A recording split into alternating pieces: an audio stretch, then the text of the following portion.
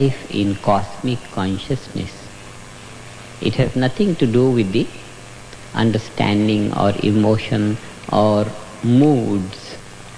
Moods may change, understandings may change, emotions may change, but that non-changing reality of awareness remains intact. Then in that fullness of life, one is said to be unattached, even while behaving, seeing. Bhagavad Gita makes all these points so very clear. Seeing, he doesn't see; doing, he doesn't do; walking, he doesn't walk. That means he is walking and he is not walking. On that level of unboundedness, he is free from activity, and with the feet he is walking. Maharishi? Is this on? Maharishi, there's a phrase that I believe originated here at MIT, which says that the mind is a computer made out of meat, which is terrible sounding. But the implication being that the structure and workings of the mind can be understood totally, I guess, in terms of physical principles, laws of physics applied. Right. It must be so. Without limitations or...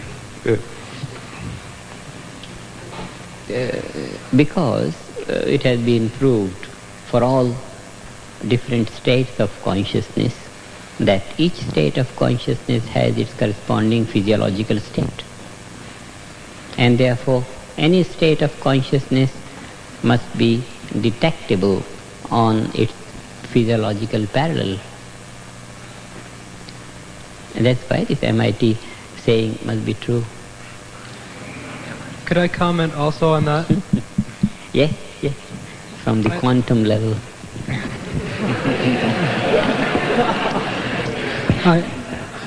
I believe that the meaning of what Dr. Levine is asking is whether whatever we discover about meditation or other behavior of the nervous system, the question is one of what's called in philosophy of science reductionism. That is, when we understand what's happening and we could have maybe what we would think of as a metaphysical or mystical experience, which is then explained on the level of the physical structure of the nervous system, then what do we conclude? Now, the import of the question is that we conclude, we understand what happens in the nervous system when a man transcends and experiences, say, unbounded awareness. So, unbounded awareness is only that physical structure in the nervous system, and we don't have then to think of it in a metaphysical way. But I think there's another way to look at it, and I sort of have this scenario in mind of how scientific investigation will go.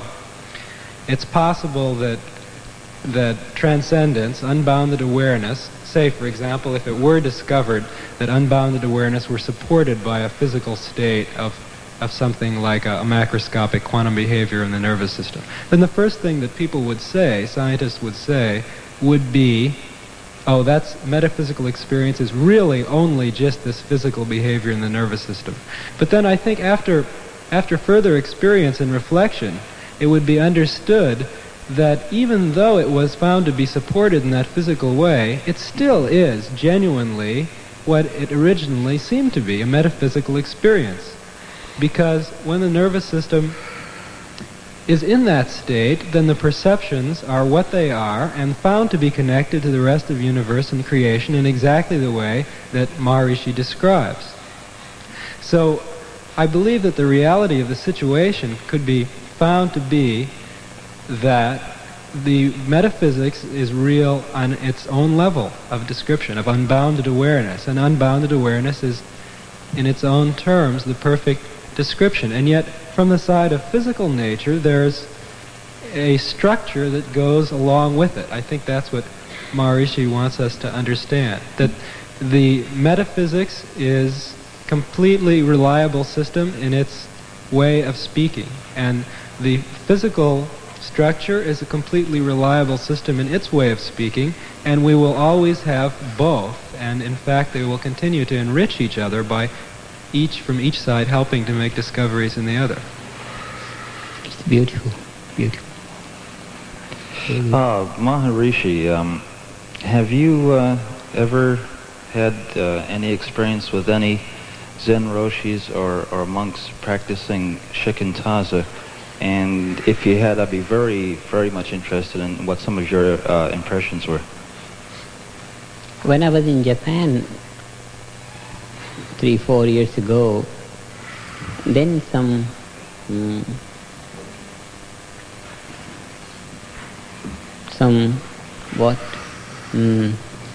masters of these practices came along, and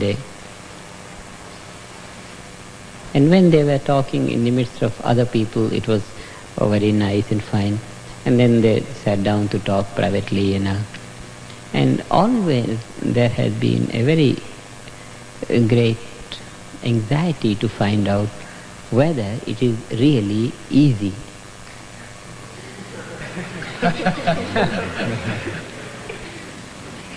Is it really like that, as you say, easy, effortless? Then I have to go through this same paraphernalia or nature of the mind and progressive nature of the mind. They would hear and feel that on the logical level it seems to be so, but is it really like that? Coming back to the point again, is it really like that? Then it's effortless and it's easy. Just because from their tradition they know that it's very difficult, it takes long time. So even though the intellect seems to accept the logic and the grand conclusion in the end that it can only be easy and effortless, even then there remains something, some doubt, and that doubt is on the basis of their experience, and their experience should not have been like that, and it's very difficult and long time. But because the whole principle on which they have developed the path to enlightenment, the whole principle goes through effort and effort. And the moment effort is implied, the path becomes long, infinitely long.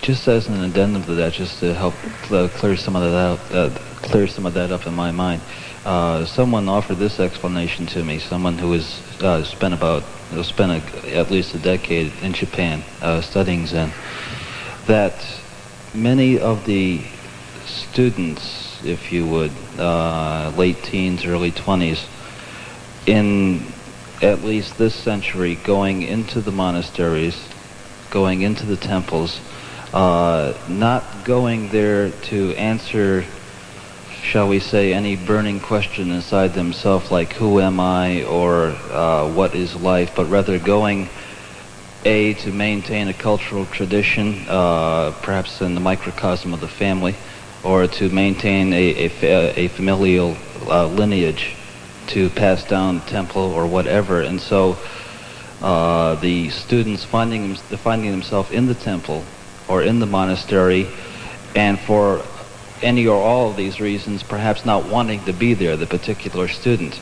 And so as a result, the imposition by the cultural tradition of Zen, the imposition of the, shall we say, the severity of Zazen, to overcome this, perhaps to awaken the burning. Did you see any of that, or would any of that, do you think, would that be proper at all to assume? It's a misguided principle in simple words. The misguided principle being the Zazen. Effort. Yeah. Effort or concentration, be it of any kind, it's not the way to that unbounded awareness. It's not the way. Even in the context of that particular cultural tradition, which doesn't exist in this country, but did there. Whatever the tradition, it's a wrong thing. And if it's a tradition, it's a wrong tradition. Because anything which needs effort is unnatural. Thank you. Thank you. In the past 2 or 3 years, studies at Harvard and other places have pinpointed one cause of a serious problem in our society. More and more children are unable to learn how to read. They have concluded that by the age of 2, there is enough of a deficit in certain homes where there's been a failure of what they call responsivity of the mother or the caretaker, and that this deficit by the age of 2 is irreversible. Could you speculate on whether perhaps transcendental meditation at the age of 5 could reverse the irreversible? Temporary, irreversible.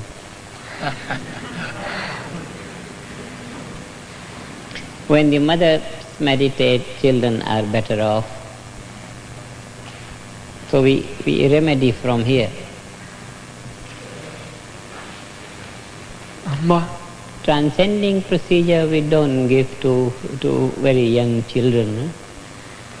We start this from about the age of 10. That shows very good results. To small children, we give some specific mantras, some word to repeat, and the impulses of those words have good effect on their brains. More than that we don't do.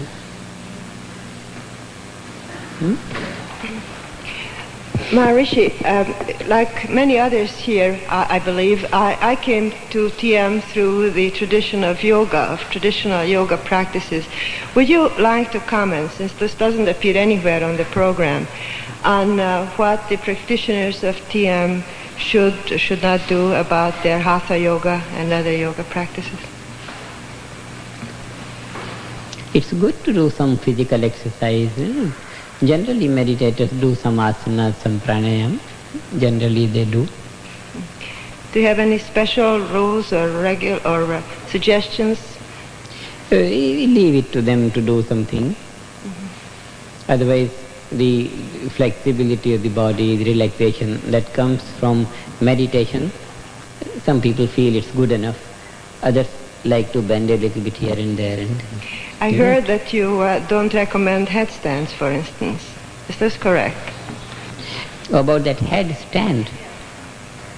Headstand, certainly I don't recommend. Because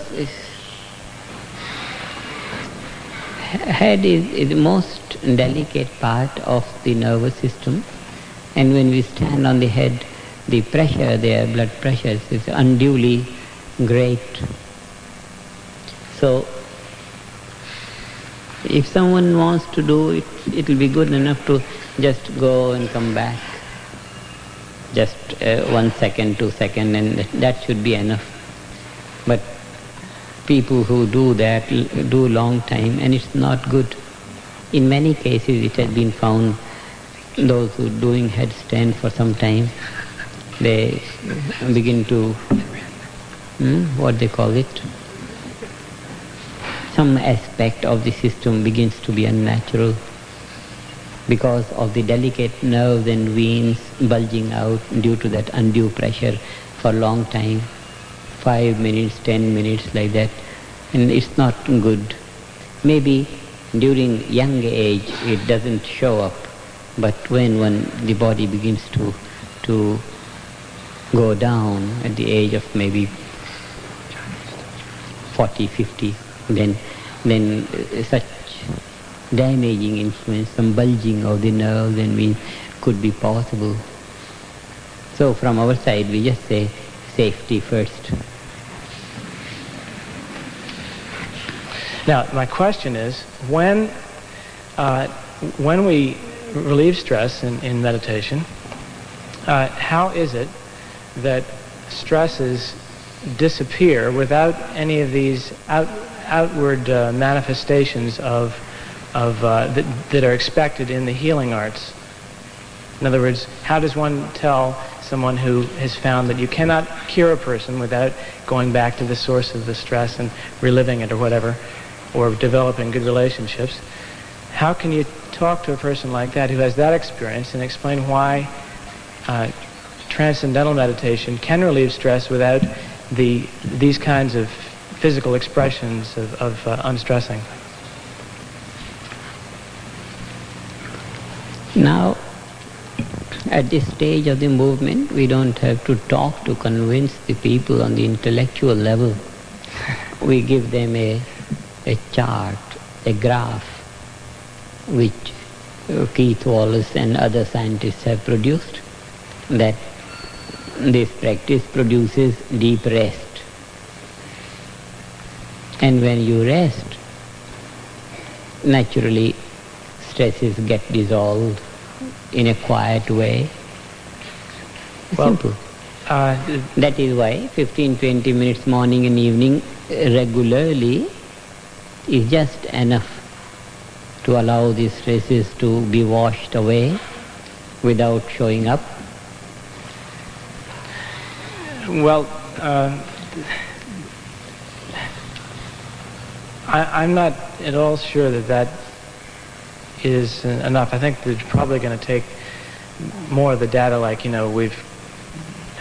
doctors curing people and having that written up in scientific journals probably before the doctors who find that deep rest doesn't seem to help are going to be convinced.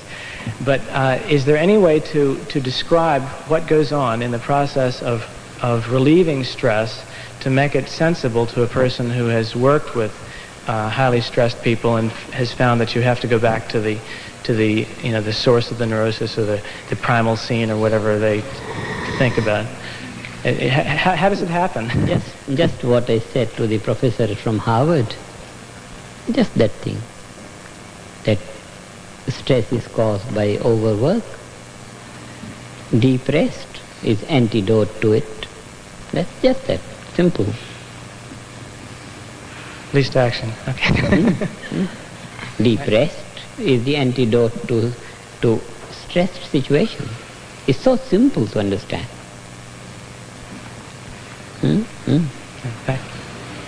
His Holiness Maharishi, I wanted to ask you, have you corrected or cured many stutterers? People who stutter, who say, I cannot... I haven't cured them, but I have heard this story, they cured themselves through deep rest.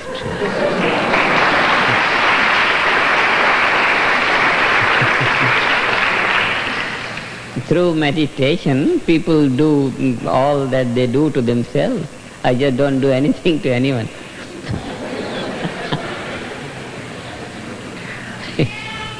I'd like to ask a question of the gentleman here who spoke of quantum theory before. About 1951 or so, when David Bohm put out his famous physics text, he suggested that the energy involved in some nervous transactions in the brain might be so small that Heisenberg's uncertainty principle might apply, and that in some very restful state, like hypnosis or maybe transcendental meditation, that we may be experiencing cascades from these sort of quantum stimulations, or perhaps some creative states of consciousness. Do you know anything about this? Or no, that's interesting. I didn't realize that he'd talked about it. It's an old idea. Okay. I'll have to look at it.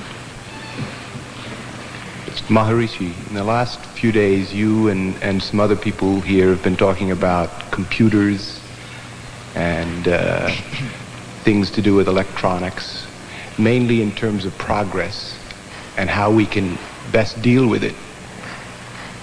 And speed is a word which comes up very often. Right.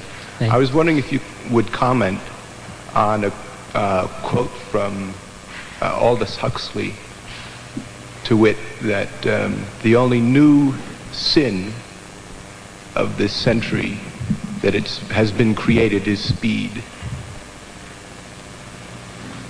Because probably he didn't know, and that the present speed is not enough, it must be speedier. If he knew that it is possible for the people who are handling this time of speed to become more creative, if Huxley knew that creative intelligence of the people could be improved so easily as SCI does, he wouldn't have written that. Thank you. It comes from the ignorance of possibility for everyone to be more creative. Thank you.